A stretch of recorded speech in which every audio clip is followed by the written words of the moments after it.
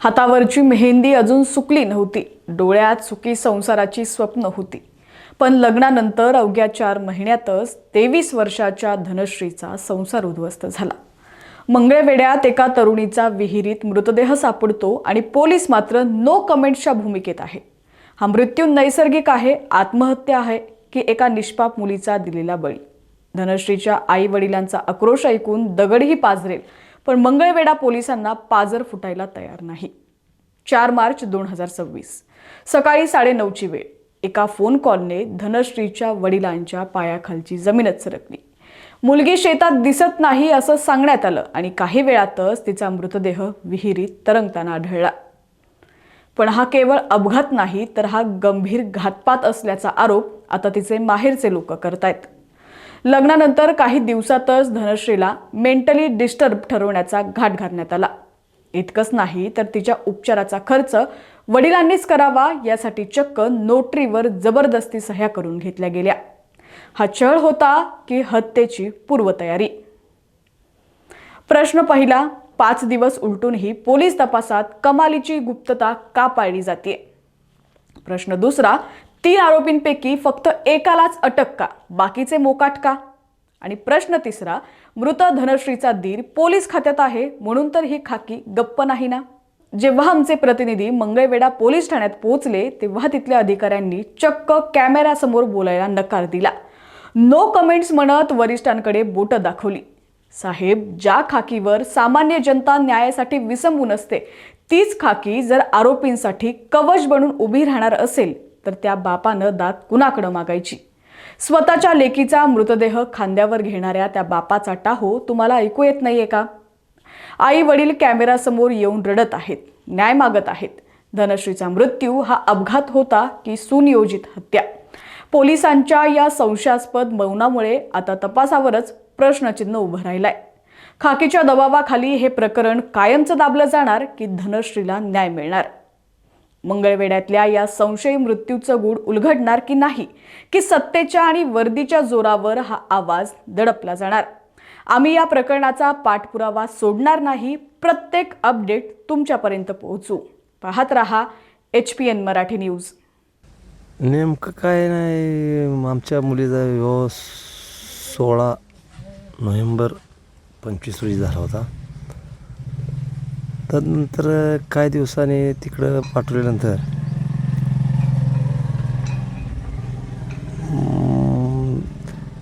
रानात लसूण काढण्याच्या निमित्तानं नेऊन थोड्याच सकाळी 9च्या आसपास फोन आला होता. नंतर पुन्हा 10 वाजता या टायमाला धनश्री तुमची गायब झाली म्हणून मला म्हणजे फोनवर त्यांच्या संदीपच्या फोनवरून आला. कोणाचा फोन आला? संदीप जगताप. म्हणजे कोण आहे ते? ती जावाई होता, म्हणजे मुली आम्ही त्या जावाई आहे ती. नंतर पुन्हा मी फोन केला, लागला फोन, पण पुन्हा फोन सासूबाईनं बोलली की रंजना गौचम जगताप बोलली की तुम्ही लवकर या आणि धनश्री विहिरीत पडली. मग आता आपण इथनं 5 किलोमीटर मी राहायला इथं.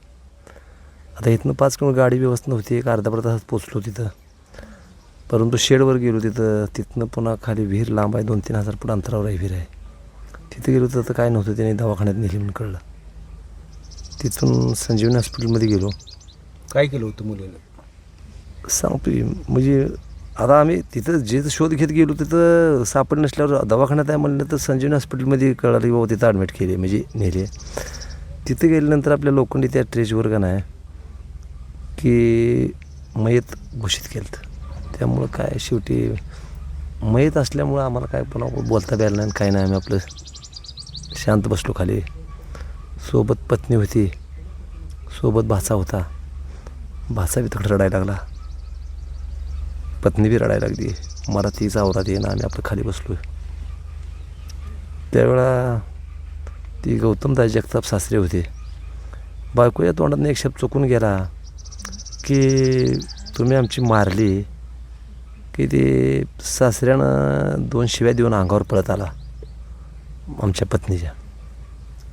तर नंतर काय त्याने पुन्हा रितसर काय असेल ते थांबवलं वादळ आणि त्याने पोस्टमॉर्टम करायसाठी तिकडे रितसर आपलं तिकडे घेऊन गेले.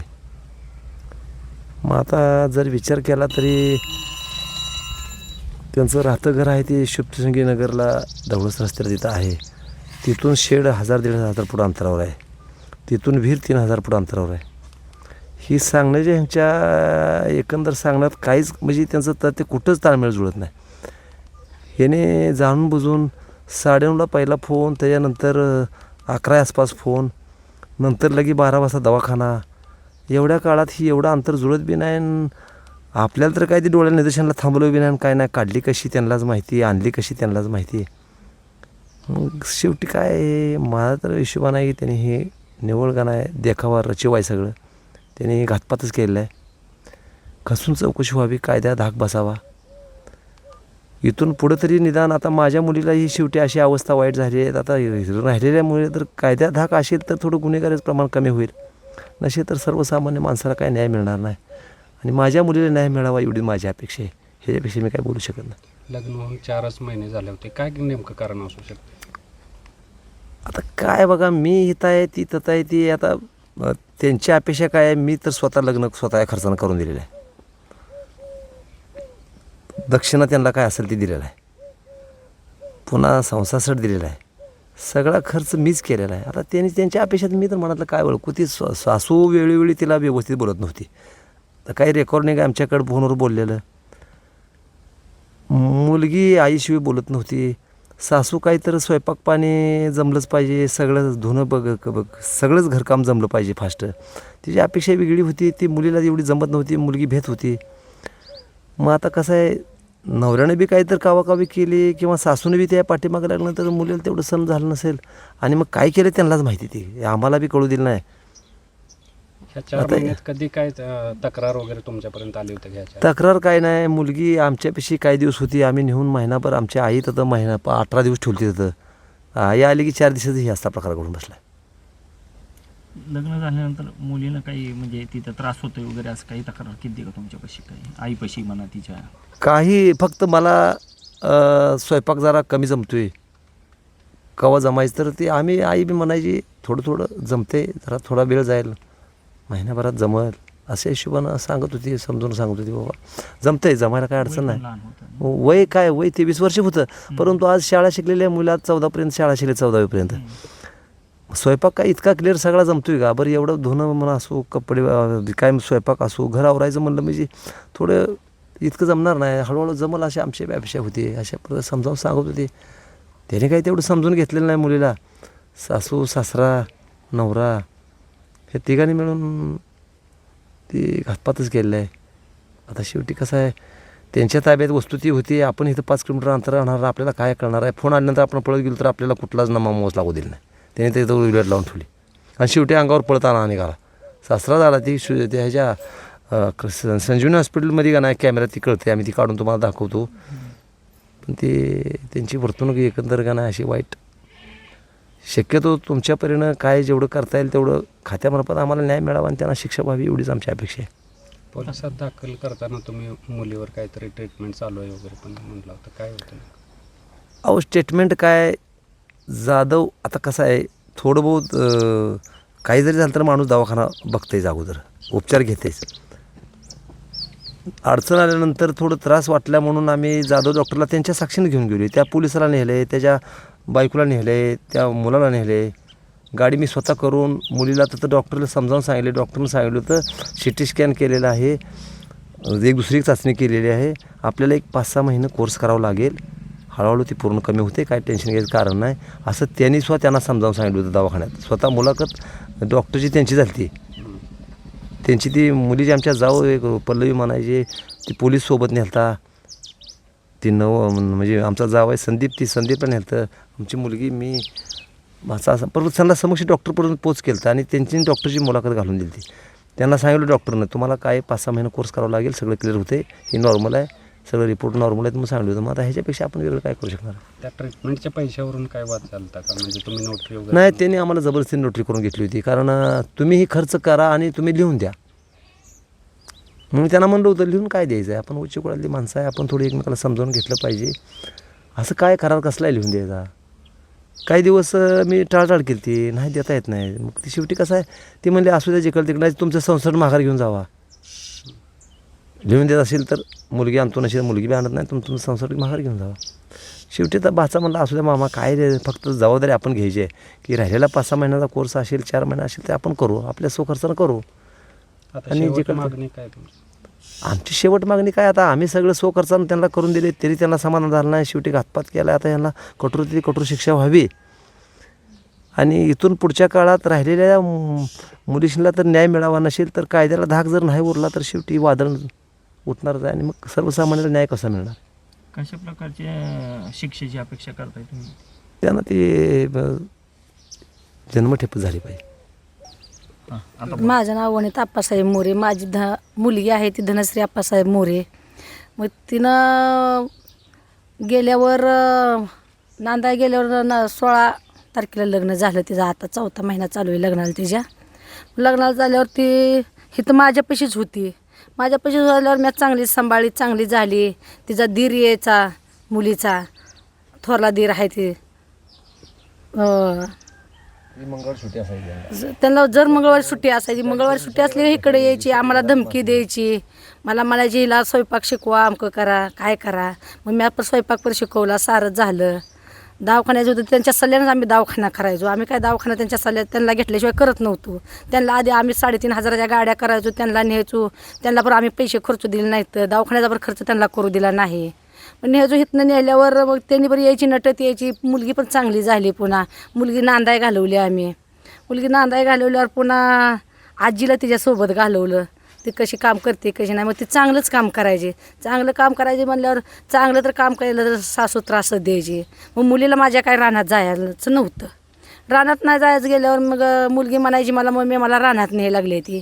मग मी म्हणायची असू दे घरचं आवर. घरी काय काय केलं तर घरी मी स्वयंपाक केला. किती स्वयंपाक केला तर चपात्या केल्या, भाज्या केल्या. भाज्या कोणी केल्या तर आईने केल्या. मग आईने केलं. मग मी म्हणायची असू दे जा रानात जा, चांगले कपडे लिहित जा, रानातनं जाऊन येत जा. मग मला रानात जाऊच वाटत नाही आणि मला आज रानातच न्यायला लागली ती. रानात नेलं त्यांनी. घालवून महिना झाल्यापासून सकाळ उठूनपासून रानातच न्यायला चालू केलं.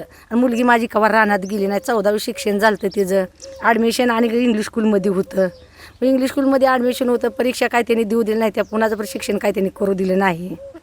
मग गेल्यावर मग आदल्या दिवशी म्हणली मम्मी मला न्यायला येते का. मी म्हणलं पाडव्याला न्यायला येतो.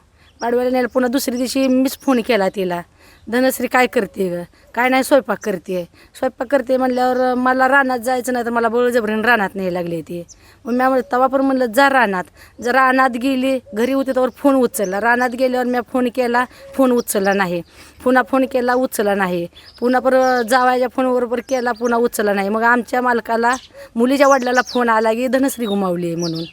तर धनश्री गुमावली म्हणल्यावर आम्ही म्हटलं काय झालं आहे तर धनश्री गुमावली.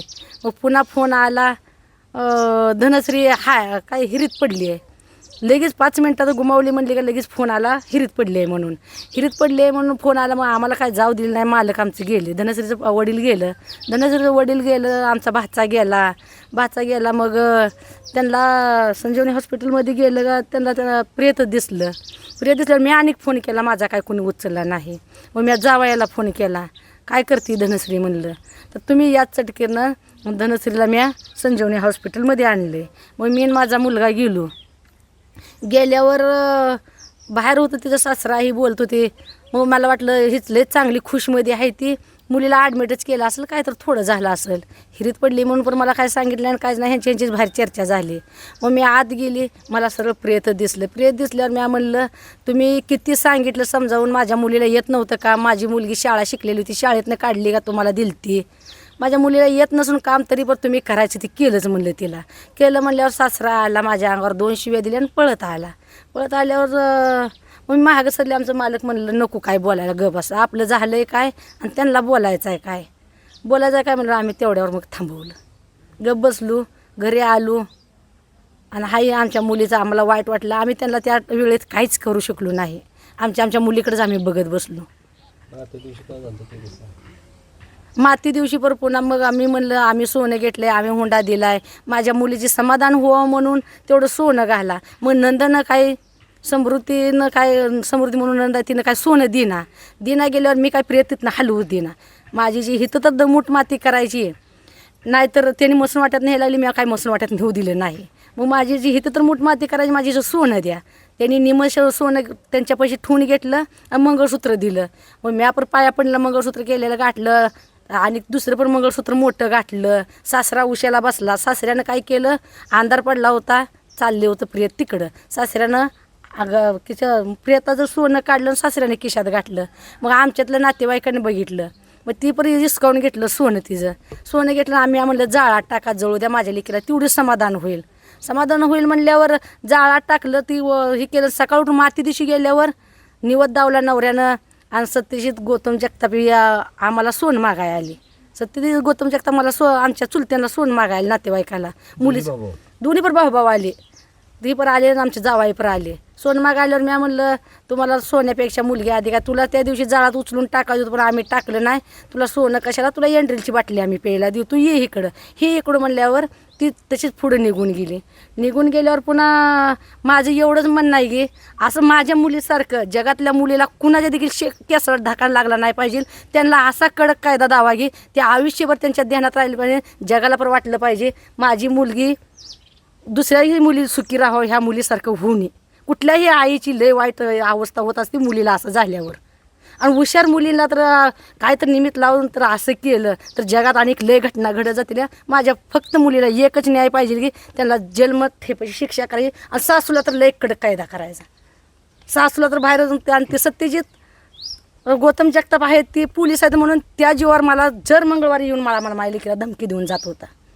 तुमचे लिहून तर द्या, नाही तर तुमचं गबाळ न्या जावा लिहून. मग मी काय म्हणलं, आमचा मराठ्याचा धर्म आहे, ह्याला काय करता पण येत नाही म्हणून मी मुलगी घालवली होती. पण मुलगी जायला भेट होती. मी म्हणलं जा बाई, 4 दिवस राहिले तर माया दया लागल, चांगलं होईल, चांगलं काम कर आणि चांगली ये. तरी पण मुलगी मला म्हणत होती न्यायला ये. मग मी म्हणलं नको, आता लागले रांकीला, राहू दे. लय सासून त्रास दिलाय, एका महिन्या दिवशीच लय त्रास दिलाय. 20 दिवसाच्या आतच मुलीचं माझ्या असं केलंय. आता लग्नात हुंडा दिलतं, सोनं दिलतं, सारं दिलतं तरी पण तिनं त्रास लय केला माझ्या मुलीला. लग्न देखील आम्हीच करून दिलं. पुन्हा काय पैशाची मागणी होती का? वगैरे होती का? पुन्हा पैशाची मागणी नव्हती, काय नव्हती.